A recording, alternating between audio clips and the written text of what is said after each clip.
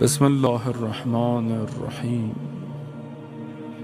عن جابر بن عبد الله الأنصاري عن فاطمة الزهراء عليها السلام بنت رسول الله صلى الله عليه وآله قال: سمعت فاطمة أنها قالت: دخل علي أبي رسول الله في بعض الأيام فقال: السلام عليك يا فاطمة. فقلت: وعليك السلام. قال: إني أجد في بدني ضعفا. فقلت له: أعيذك بالله يا أبتاه من الضعف. فقال: يا فاطمة، ائتيني بالكساء اليماني فغطيني به. فأتيته بالكساء اليماني فغطيته به وصرت أنظر إليه وإذا وجهه يتلألأ كأنه البدر في ليلة تمامه وكماله. فما كانت إلا ساعة وإذا بولدي الحسن قد أقبل وقال: السلام عليك يا أمه. فقلت: وعليك السلام يا قرة عيني وثمرة فؤادي. فقال: يا أمه، إني أشم عندك راحة طيبة كأنها رائحة جدي رسول الله. فقلت: نعم، إن جدك تحت الكساء. فأقبل الحسن نحو الكساء وقال: السلام عليك يا جدا يا رسول الله، أتأذن لي أن أدخل معك تحت الكساء؟ فقال: وعليك السلام يا ولدي ويا صاحب حوضي، قد أذنت لك. فدخل معه تحت الكساء. فما كانت إلا ساعة وإذا بولدي الحسين قد أقبل وقال: السلام عليك يا أمه. فقلت: وعليك السلام يا ولدي ويا قرة عيني وثمرة فؤادي. فقال لي: يا أمه، إني أشم عندك راحة طيبة كأنها راحة جدي رسول الله. فقلت: نعم، إن جدك وأخاك تحت الكساء. فدنا الحسين نحو الكساء وقال: السلام عليك يا جده، السلام عليك يا من اختاره الله، أتأذن لي أن أكون معكما تحت الكساء؟ فقال: وعليك السلام يا ولدي ويا شافع أمتي، قد أذنت لك. فدخل معهما تحت الكساء. فأقبل عند ذلك أبو الحسن علي بن أبي طالب وقال: السلام عليك يا بنت رسول الله. فقلت وعليك السلام يا أبا الحسن ويا أمير المؤمنين. فقال يا فاطمة إني أشم عندك راحة طيبة كأنها راحة أخي وابن عمي رسول الله. فقلت نعم، ها هو مع ولدك تحت الكساء. فأقبل علي نحو الكساء وقال السلام عليك يا رسول الله، أتأذنني أن أكون معكم تحت الكساء؟ قال له عليك السلام يا أخي ويا وصي وخليفتي وصاحب لوائي، قد أذنت لك. فدخل علي تحت الكساء. ثم أتيت نحو الكساء وقلت السلام عليك يا أبتاه يا رسول الله، أتأذن لي أن أكون معكم تحت الكساء؟ قال وعليك السلام يا بنتي ويا بضعتي، قد أذنت لك. فدخلت تحت الكساء.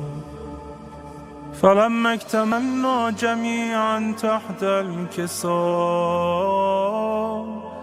أخذ بي رسول الله بطرفي الكساء وأومى بيده اليمنى إلى السماء وقال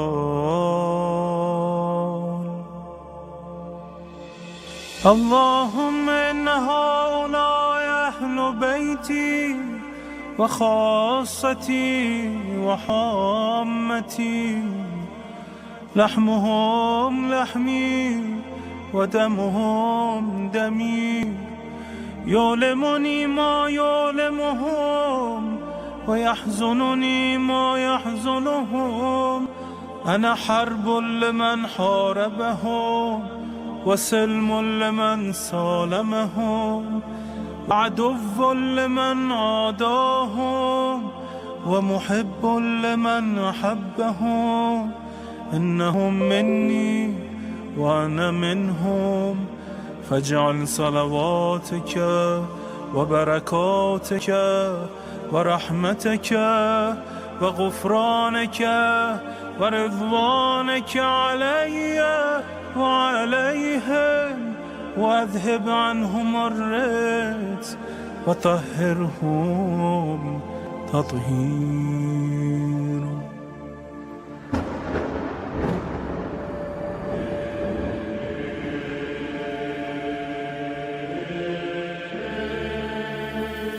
فقال الله عز وجل يا ملائكتي ويا سكان سماواتي، إني ما خلقت سماء مبنية ولا أرضا مدحية ولا قمرا منيرا ولا شمسا مضيئا ولا فلكا يدور ولا بحرا يجري ولا فلكا يسري إلا في محبته هؤلاء الخمسة الذين هم تحت الكساء.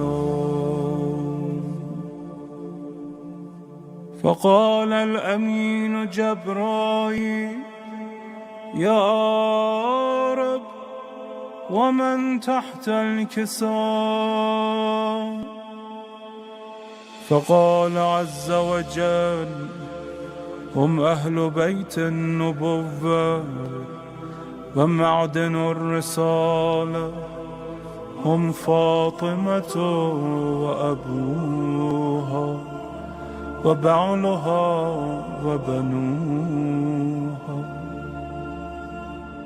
فقال جبرائيل يا رب أتأذن لي أن أهبط إلى الأرض لأكون معهم سادسا؟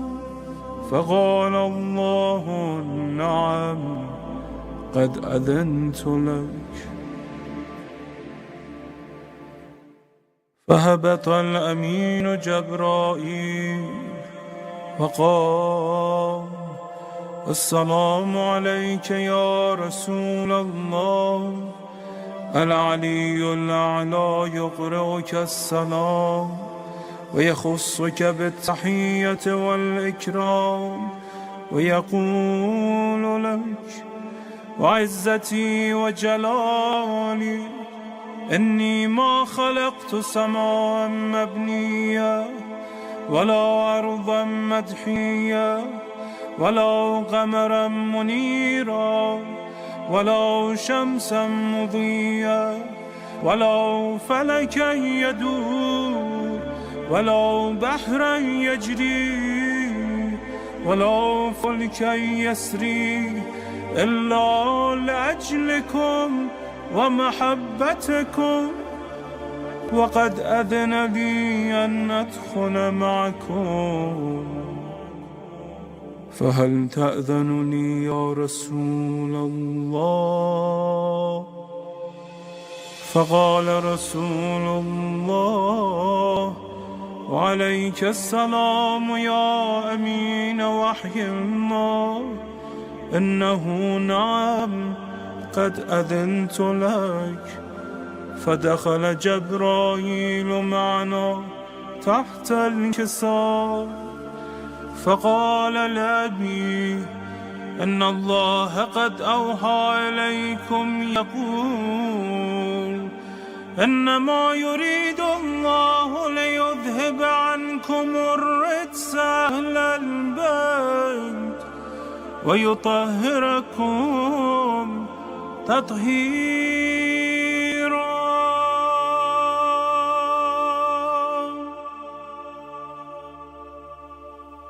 فقال علي لأبي يا رسول الله أخبرني ما لجلوسنا هذا تحت الكساء من الفضل عند الله. فقال النبي والذي بعثني بالحق نبيا واصطفاني بالرسالة نجيا ما ذكر خبرنا هذا في محفل من محافل أهل الأرض وفيه جمع من شيعتنا ومحبينا إلا ونزلت عليهم الرحمة وحفت بهم الملائكة واستغفرت لهم إلى أن يتفرقوا. فقال علي إذا والله فزنا وفاز شيعتنا ورب الكعبة. فقال أبي رسول الله يا علي والذي بعثني بالحق نبيا واصطفاني بالرسالة نجيا ما ذكر خبرنا هذا في محفل من محافل أهل الأرض وفيه جمع من شيعتنا ومحبينا وفيهم مهموم الله وفرج الله همه ولا مغموم الله وكشف الله غمه ولا طالب حاجة الله.